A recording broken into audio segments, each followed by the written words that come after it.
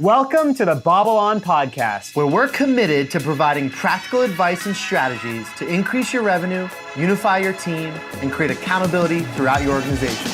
Let's go.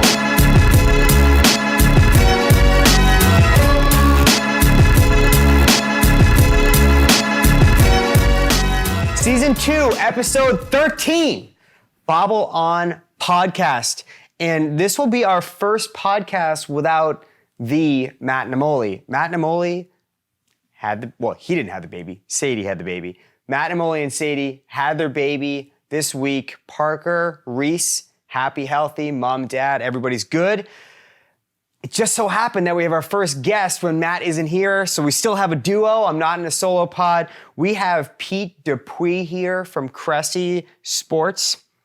And Pete owns with his partner Eric, a gym in Hudson, and you have a location in Florida as well. For the next 6 weeks, we are in Jupiter, but we are actually in the midst of a build out in Palm Beach Gardens for our second facility. So we're very much in flux, but thank you for having me. And Matt, thank you for the seat. It's nicely broken in. It feels good. Congrats. It probably has a red center. It's nice and warm. So Pete is here, and we chose Pete very carefully for a guest because obviously this is our very first guest for our BobbleOn podcast, and there's a reason why we brought Pete on the podcast. It has nothing to do with the fact that Pete owns a gym. It has nothing to do with the fact that, there's other things going on at play. What really we think about Pete is Pete has dominated niche marketing. And we really want to take a deep dive into how a different industry focuses on a small market and makes a really big contribution in that small market. We talk all the time about how insurance agencies need to focus on something they are passionate about, on something they're good at, something they have talent and they like doing. And you guys have done that so well in the gym space. And I think that's fascinating, as we've talked offline, because there are other gyms that are so loud in your space. I mean, just in our space, it's Geico, it's Progressive, it's State Farm, it's Allstate. You cannot watch a football game without seeing it. And in your space, I can't look anywhere online or on TV without seeing Planet Fitness, Lifetime, and all these other places that are just loud. So when you see all these people being so loud in your space, how did you feel when you started opening up your gym? I mean, how was this? Was it weighty? How did you struggle finding a niche? Did you just dive in? Talk about the story about how you guys got started. So our niche origination story dates back to 2007 when we started. And I'm not going to lie to you and tell you that we opened a gym and said, let's be the baseball guys on day one. Because one, I was 6 weeks out of an MBA program, kind of trying to avoid reality. Live in sweatpants and a hoodie and avoid going back to a cubicle life that I had been in. And my attitude was, let's just keep the doors open. Anyone who shows up with money is our client avatar. But we had a couple of reasons why baseball made sense. For starters, we were subletting space in the corner of a batting cage and hitting and pitching facility. Oh, wow. So logically, we went in a certain direction. But beyond that, my business partner, Eric, had a history, or I should say established himself in our field as being the shoulder guy. And that was purely because he blew up his shoulder playing tennis in high school. He was told he was going to require surgical repair. And he said to himself, no, I'm going to study a workaround. And I'm going to figure out a way to train in an intelligent manner that's going to help him avoid going under the knife, which he did. And he's a prolific writer, even more so back then before we had kids and multiple businesses and things of that nature. And he published a lot of what he learned along the way. And it naturally led to him capturing kind of some market share in this overhead athlete population. So if you really were to go back in time and say that we could have gone a number of different directions, we could have gone volleyball, we could have gone swimming, baseball, things of this nature. The overhead throwing population made a lot of sense. But in September of 2007, we were about 2 months into running our business. I said to my business partner, Eric, and our co-founder at the time, Tony, I want to have a meeting. We need an all hands on deck meeting. I'm panicking. And so it was a Friday afternoon. I remember it was Friday the 13th. And we finished up client sessions for the day. And I said, guys, the local market that we serve, this high school where we've got a ton of baseball players coming from, I can't get any football players. I can't get any lacrosse players. They all call us the baseball gym and they don't want to touch it. What are we going to do? And at that moment in time, I thought to myself, how are we going to be great generalists if we can't get those people through the door? And thankfully, in that moment, my business and my career pivoted because Eric said, who's the baseball gym? Tell me who the baseball guys are in our space. Where are you going to go if you're a baseball player? Because at the time you could say, these are the football guys. This is the combine prep people. This is where you'd go if you're a hockey player. The strength and conditioning coach from the Boston Bruins happens to own a gym over here. And so we could answer those questions definitively, but we couldn't answer the baseball one. So in that moment we said, screw it. We're going to be the baseball guys. Wow. Let's double down on it. And that was the moment that our objective of chasing a niche was born. And did you analyze the population of people who have shoulder injuries, or did you look at baseball players, or did you just not care? You guys had the knowledge, you went right towards it. We were 25-year-olds who were too naive to realize we could fail. Yeah. So I'd love to tell you we did like a demographic analysis and said this is how many Tommy Johns happened in our community in this period of time. We just saw momentum. I mean, we were in the fitness space, I would say a healthy gym, a brick and mortar facility, is going to have at least, say, 150 active clients. And I'm not talking about a membership-based commercial big box gym. I'm not talking about Plant Fitness. I'm talking about someplace where you employ coaches effectively to personal train or group train or semi-private train in some context as your primary revenue driver. And so 150 clients is a pretty good number to get there. And we got to, in our first, this is a random number, but in our first 293 days, we added 350 clients. Wow. And it was purely word of mouth, and 85% of them were baseball players. So then your 80-20 was perfect.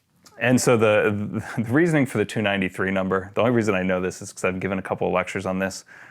We didn't get our first website or any web presence up and running until we were 293 days in. So we spent 10 months building business on word of mouth and just delivering a product. Wow. And we generated more than a client a day. Wow. And so it was just all baseball. It just kept being baseball players, and it snowballed. And it actually started with a Boston Globe Sunday article on one of our athletes from a local school. Oh, that's perfect. And it's just, it's so funny as you dive into that story. I'm thinking about how relatable this is. And one of the things that I incredibly dislike when I read about niche marketing is I find that the articles out there, and I've read hundreds, as I'm sure you've read them as well, they talk about how much research you have to do in your field before you determine your niche. I do agree that understanding if the market is viable or not might not be a bad idea, but there's something bigger about just running after what grabs you, what pulls you, what you might have inherent talent for, or what you might want to go towards, right? Because if you guys just spent time researching, maybe market testing, maybe asking people who were baseball players, would you consider, if we built this, would you come? As opposed to just building the best gym for overhead, baseball, etc. I think the way you did it is the way it still should be done. It's just building a great website, that's nice. It's an important tool to have and to check the box. But if you focus on that instead of the community, you just have a website. Whereas you built the community and then you're like, okay, they probably need a website. Yeah, and I think it is important to make the distinction between it is wrong to chase a niche if you've just jumped into a field. You're just setting foot in the industry and you're saying, I need a niche. I need to be a specialist at something. We were generalists in nature in the sense that my two business partners were probably pushing up on their 10,000 hours. If you're someone who subscribes to that Gladwell mindset. They had years in the field serving a variety of athletic populations, and they gravitated toward that which spoke to them. True. My business partner, Tony, played Division I college baseball. Eric had a re-engineered shoulder on his own terms. So there was reason behind why we made that move. But you're right, we didn't go super deep on the analytics. No. We did a lot of it by feel, and to an extent having faith in yourself. And there's, as I said, there's a certain level of naivete that came with us chasing it so early and just thinking, we got this. Yeah. But I'm not going to tell you we had a master plan. No. We took the opportunities that came to us, and we made a singular decision in a moment that we're going to double down on one thing and hope that people would realize if you're perceived to be the best at one thing, you're going to be assumed to be better than average at everything else. Yeah, because you have that part pretty much figured out. And that's what I think is so funny, because Matt and I spent a year and a half trying to figure out our business plan. And I promise you, we could walk upstairs right now to my closet. It's actually still there. It's in the black binder. It's 36 pages. And we didn't use it once we opened. But we spent a lot of time doing that. And the only thing we did with that was try to get a bank loan. And then once we got in front of the bankers, we realized we didn't even want the loan. It was actually just a giant waste of time. It didn't really, and the actual thing we focused on, none of it came true to fruition. We were building a business to be a generalist. We thought that the world needed another insurance agency in Natick. And we thought everything was gonna be perfect. And we dove into it, just like you said, naive. And then we found out there's a problem in the home buying process. And then we went into it. But you're right, I didn't do research either to figure out how many people bought homes. I didn't do research onto anything. I talked with the people in my niche, and I was like, oh, there's a really big problem here. Like, they're not getting the right coverage. They don't even have advisors. No one's doing it. I asked around, to your point, everybody wanted to go after the major, huge insurance premiums. Like, think truckers, think huge businesses, think FedEx. Like, everybody's diving after those monster accounts. They make money. But they don't really have a problem. They shop their insurance every single year, try to find the cheapest insurance. That's what truckers do in general. So we found a problem, solved it. You guys, the same kind of thing. It seems like Eric, especially, saw a problem. It's like doctors, not every single doctor probably, but doctors are out there saying, okay, let's go under the knife, let's fix it, and by the way, we probably shouldn't do this ever again. And he's like, is there a better way? And then he found that way, you guys formed together, and then really built an entire business off trying to probably help other people with that problem or avoid that problem, more importantly, right? Absolutely. I mean, one of the first messages Eric shared with me when we were in the early stages of this planning was he had been told, if you can help someone get out of pain, you're going to be their friend for life. If you can help someone's kids get out of pain, you're recession proof. Huh. And so it's interestingly enough, we started our business in July of 2007. What happened following the summer of 2007? Yep. We had 36 straight months of awfulness as far as the economy goes. Yeah. I didn't even realize it. Yeah. We never felt it because we were heads down chasing this thing and we didn't realize it, but we were recession proof because people, and I'm sure you can relate to this now with kids, if I told you, hey, Zach, times are tight, we got a crunch, you'd say, all right, I'm going to get rid of that lifetime athletic membership, or I'm not going to pay for my personal training. But you can bet your ass that Mason's going to be at soccer on Saturday. 100%. And that's the way that that's the way we built our business. We had insulated ourselves unintentionally by taking care of people in a very specific space. And that younger population was surprisingly safe at that point in time. That's really interesting because you're right. Baseball is like America's pastime. That was the name of the gym that we were subletting out of, America's Pastime. Really? Purely coincidental. That's actually very random. But yeah, so you picked something that tugs at the heartstrings, and insurance is a need. It's not a want. But buying a home is a want. It's not technically a need. And so we kind of fit in that little mold where people are genuinely happy during this time frame. They want to stay happy. They want to be in this. They want to be with professionals who sit there. You guys are really similar in that way. Baseball's not a need. It's a want. And performing to your peak performance in that want, it becomes almost an obsession, right? And you guys are helping fuel that. And after years and years and years, now you guys have results. So we've been through in the beginning, yes, there's a lot of naivete, as you said, and I've never even used that word, naivete. I feel like I'm sitting up proper now. I say that word, but there's a lot of naivete with that choice. But now, take us to now, like where you are. Talk about where you guys are right now, because you spent 2007, 2009. Where are you now? What kind of problems are you working on now? Oof.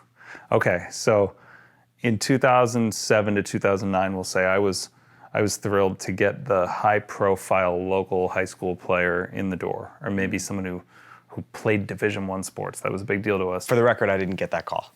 And nor did I, or Eric for that matter. But we had a lower kind of expectation level for what a high profile client looked like. Now here we are. It's October. The Major League Baseball playoffs are going on.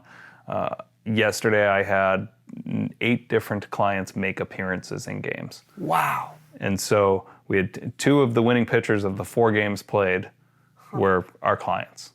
And Wow. so we've accumulated a roster of professional athletes such that we now have multiple athletes from all 30 MLB organizations. We train, a couple years back, we had both the American League and National League Cy Young Award winners. And the best part was that one of them, Max Scherzer, was in Florida, and Corey Kluber, the American League winner, was in Massachusetts. So we had Cy Young Award winners in both facilities in one off season, which was super cool. And I think to an extent, we've become numb to it. And that's fine. I think it's partially because you realize these guys are no different than you or I. When they step off the field, they're just guys. But I don't forget how cool it felt the first time I got that phone call that we have a minor leaguer who plays for the Blue Jays, who's going to come and train with us in 2008, I believe it was. That was so much cooler than any call I've got from Eric saying, hey, this big leaguer so-and-so is coming in. And I'm not saying it's a good thing to become numb to it. We should celebrate those successes each time. But the nature of the business has changed such that it's a higher profile game. It's a bigger team. It's not just us chasing this little entrepreneurial thing anymore. It's making payroll. It's making sure people's health insurance are paid. It's making sure that we are moving in a direction that we can continue to sustain a dozen plus full-time employees. And it's just a bigger game for us than it used to be. And so my stress as the business guy is I'm effectively stressing about HR problems and building out our team and keeping an eye on the competitive landscape without losing too much sleep over it and things like that. But that's so fun because you're dealing with problems that matter, that affect the lives of the people who work for you. Yes, I'm sure you think about, business coming in the door, but you've dominated the niche that you want to dominate, and there's more room to grow. There's always upward mobility, right? But you guys are the baseball guys. Yep. You are the shoulder and overhead guys, and it's got to be incredibly intimidating for anybody to even enter the space you're in. And there probably will be down the road, but the only chance they have is, in my opinion, is if you lose your focus on your niche and you kind of start dabbling, I don't know, let's focus on the lower half now. Like, we've already dominated the upper half. The upper half's kind of boring. Let's talk about the lower half. I'd say that's the only really threat you have in that landscape. Yeah, and I think it's really important to maintain the mindset that there are plenty of fish in the sea. I don't know that I'd even discourage someone from chasing the baseball space. True. We have a direct competitor out on the West Coast that if we are the baseball-specific strength and conditioning facility that dabbles in pitching, they're the pitching-specific facility that dabbles in strength and conditioning. And Interesting. And we are perceived to be butting heads competitors, and it's absolutely not the case. In fact, they've got an Eric and a Pete out there as well, and Eric and I are tight with both of them. And it's kind of fun to maintain the mindset. We allow the industry as a whole to assume these guys don't like each other naturally because they compete for big league talent. Right. But the reality is, when you look at what professional baseball and college baseball and youth baseball looks like, there are hundreds of thousands of people playing the sport. The idea of being threatened by a single gym or 50 of them is actually kind of funny. And so when you take that mindset of abundance to the table, it stops being stressful. For me, the most stressful thing is we're creating our competition. We have got 250 former interns out there in the field, and there are probably a dozen of them that own gyms now. And I don't mean that in the sense that I don't want to see them succeed, but there's some really quality options out there outside of our space, and it's partially our own doing. And so you almost have to recreate that abundance mindset in the interns. You got to put your 100% all in to make these interns all they can be, knowing that the best choice for them is likely to try to do what you guys did. Sure, and I think that it's important to remember that if we do it right and we churn out quality interns, they are perceived to be an extension of our coaching tree. That's true.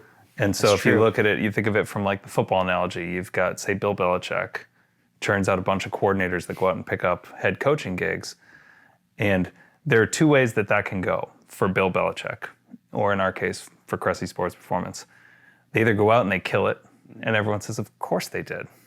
He coached under Bill Belichick. Yeah. Or they go out and they fall on their face. And they say, well, of course they did. He never should have left Bill. Yeah.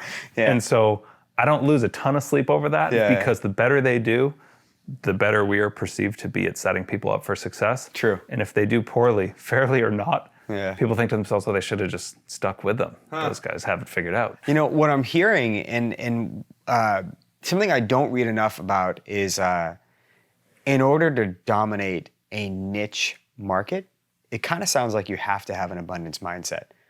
But in order to dive into a niche, you almost have to be so focused and not look at the abundance. It's an interesting kind of thing I've never really thought about until just chatting about this. Is we dove into the home buying space because we looked at 7 million people in Massachusetts, or how many millions there are, and we're like, this is just overwhelming.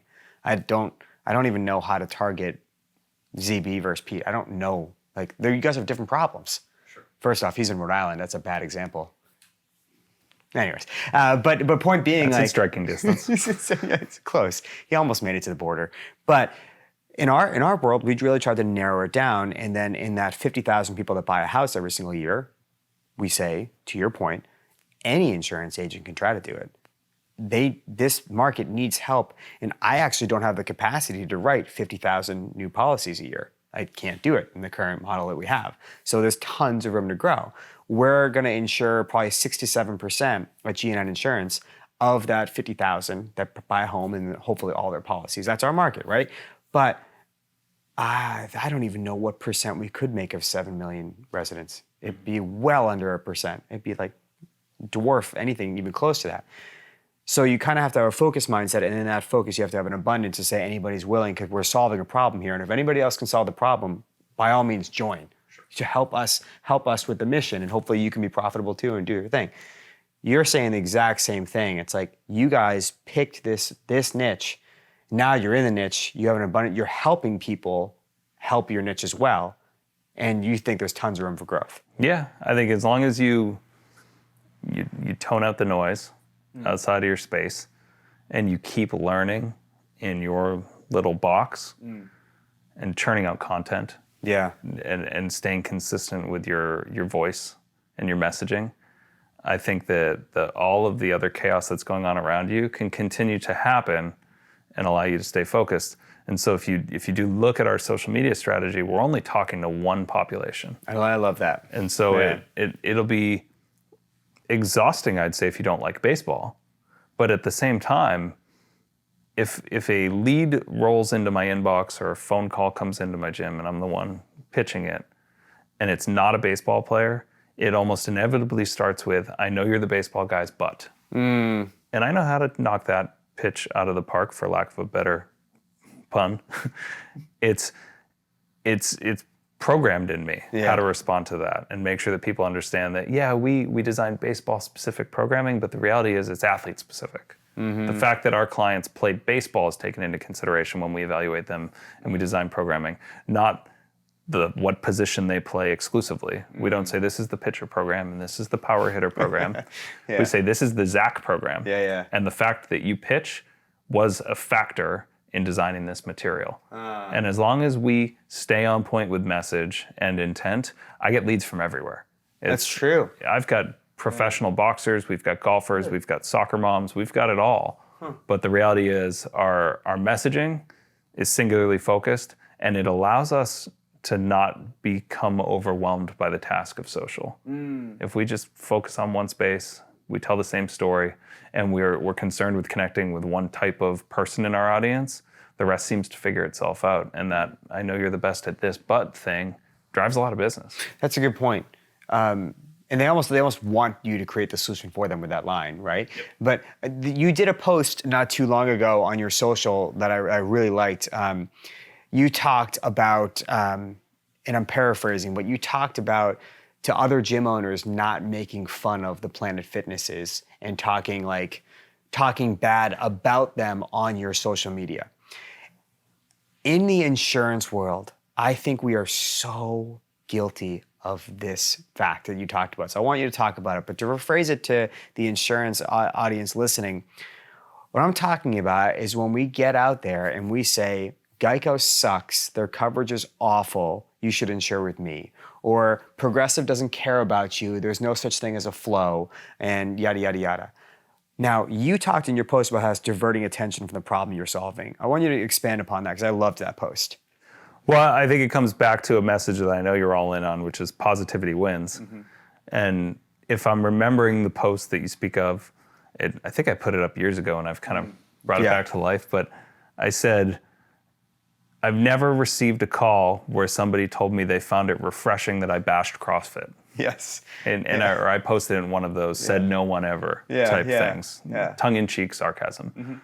But I can tell you with absolute certainty that no one has ever called the gym and when asked, how'd you hear about us? They said, well, it really resonated with me the way you talk trash about the alternative down the road. It just doesn't happen. No. And so it's this collective game that our industry, and apparently yours, plays as well, where you feel comfortable bashing the alternative as a means for propping yourself up, and it does not solve any problems. Falls flat. It's amazing how self-serving it is. And I would contend that there is not a gym in our industry that has generated a lead because of that, unless they convinced a fellow gym owner to come in and test out their services, and one who feels wronged by Planet Fitness and their pick things up and put them down marketing strategy. And so my attitude is, and I'll say this to clients all the time, any physical activity is better than no physical activity. And I would much rather see you go to Planet Fitness or to CrossFit than do nothing at all. True. And so if we can get people to embrace the mindset that we are a fitness solution that we believe in, and we believe it to be the best option for you, but we're not trying to start wars with the competition, I think we're just better set up. And this happened to me on social the other day. I took a very sarcastic shot at a colleague in my Instagram story, which you may have seen, basically giving him a hard time for walking away. I did one of those boomerangs of his business card going to the trash barrel and coming back. I did see that, yes. And this is one of my closest friends, since starting our business. I'm so psyched for him. He just took a job with the San Diego Padres. But I put his business card right there on point and I dropped it. And I got probably a half dozen messages from people saying, this was so out of character for you, you always take the high road. And I had to publish my response saying this was just me taking jabs at a buddy. I'm sorry, you're right. But I've worked hard to establish a reputation for not playing that game. And it actually came back and bit me in the butt when I was really just kind of busting balls with a friend. Well, that's good. I'm glad your audience did that. It shows that they're paying attention and they care. And I think it's very similar, on BobbleOn, if we were to, make fun of Tom Ferry, who is a real estate coach, if we were to make fun of Tony Robbins, or if we were to make fun of any other coach, regardless if it's a competitor or not, it'd be off character for us because they serve a market. It doesn't matter. Tony Robbins charges way more and does 7-day seminars and does all these things, and it's super powerful for a select group of people. What am I going to say about that? Your money's not better with me than it is with him. Your money's better with a coach in general. Doesn't matter who. And for the insurance agents out there, it is the same thing. Like, making fun of someone who insures with Geico makes no sense to me at all. They chose Geico because your message probably wasn't clear. And Geico's is exceptionally clear. It is very clear. 15 minutes will save you 15%. Bravo, Geico. I love it. I think it's fantastic. And it's a direct shot at us because we insurance agents have the mahogany desks, and we have the leather-bound books, and we have the Rolex watch, and we work till 12 o'clock in the afternoon and you can't reach us after. And that's the stereotype, okay? We're fat and happy.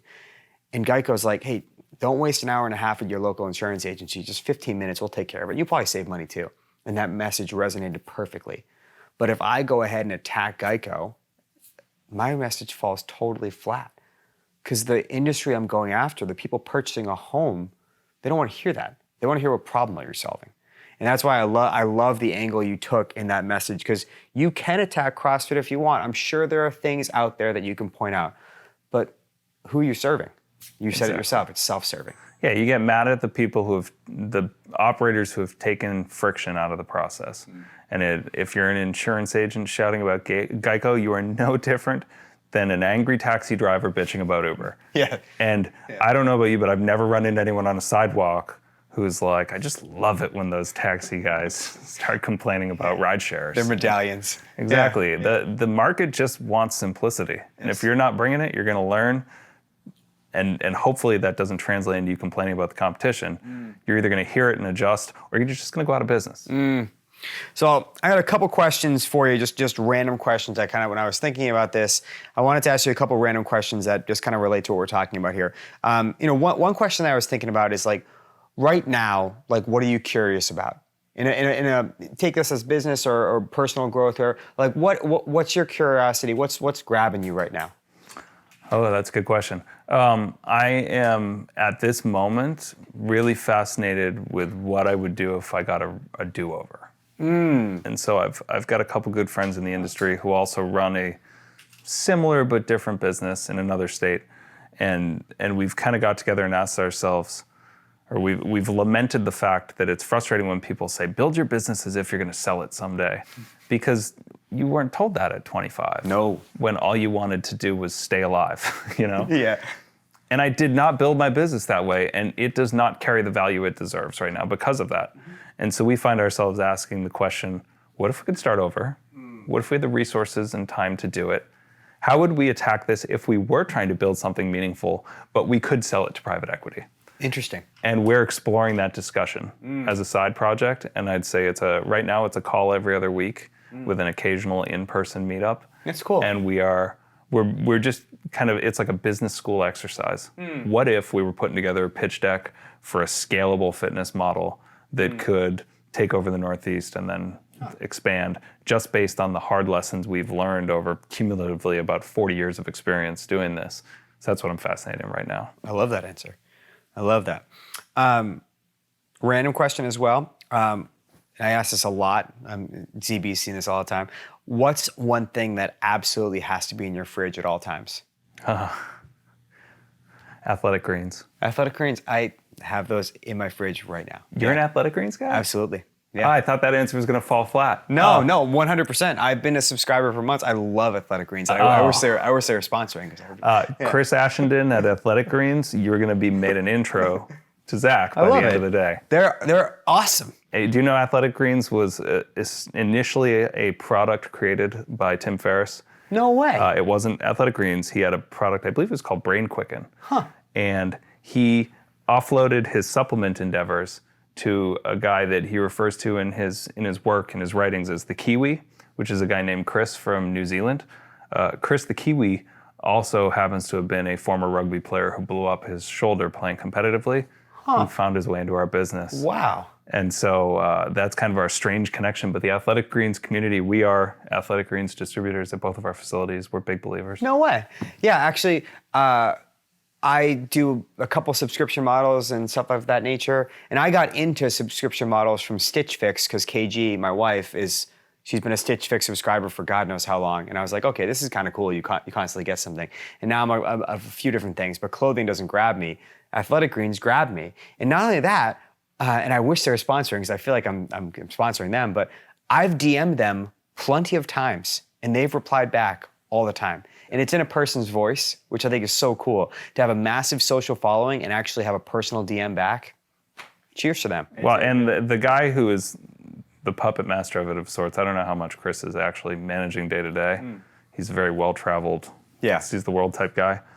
But he is just that. He's a fascinating person who will engage with you in that context. He comes to our gym, I'd say, once a year for a week or so and just mingles. He trains and just socializes with everybody, and it's pretty cool. But I'm psyched to see the product scaling beyond fitness and having reach in that sense. It's a great product. Two other random questions. One, and it sounds like you're on this already, but what do you wish you had known when you started out?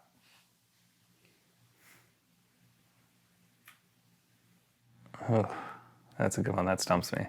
I don't know that I'd like to go back in time and change a lot because the lessons that I've learned along the way have been especially meaningful, especially for things like new projects I mentioned. I wish I knew how unproductive I was before having kids. That's a good one.